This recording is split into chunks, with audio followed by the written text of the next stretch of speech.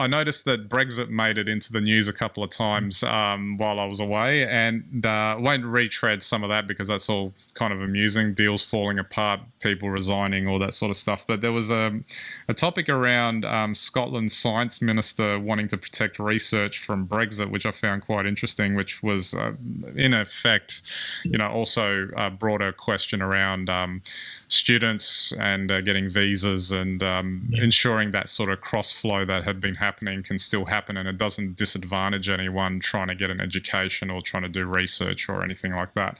And it highlighted to me an example of what is never thought about when someone's trying to go, we've got to get out of there, without thinking through everything, which seems to be it's kind of like emblematic of what the whole issue of Brexit was.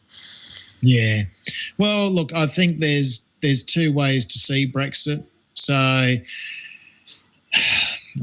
don't want this to sound the wrong way, but if you're young, upwardly mobile, privileged, irrespective of your ethnicity or gender, you probably would be pro EU because of the visa and the travel arrangements and the opportunities that are available to you.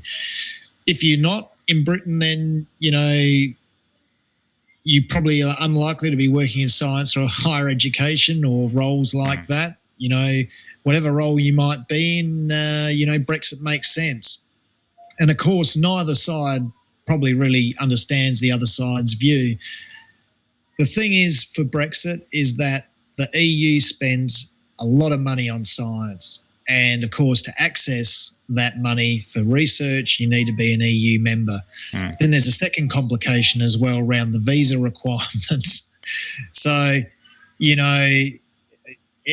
it potentially becomes a legal minefield. Now, it's quite interesting because I think we see in our societies, our Western societies, quite frequently, laws that just aren't enforced. I would have thought that some laws like immigration for highly skilled and established people, i.e. they have a permanent residency, shouldn't be revoked just because of a Brexit. But this is the sort of thing that's just going to make a hash of everything. It could cause a brain drain if it's enforced. It could cause a collapse in funding. And I think this is what the minister is just trying to head off, or at least get some visibility on so people don't make some catastrophic moves.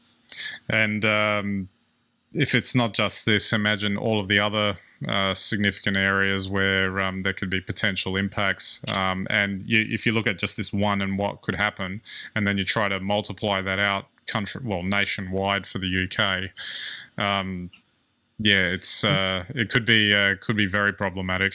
Well, think of your creative industries, not just your science and higher education, but think of creative industries.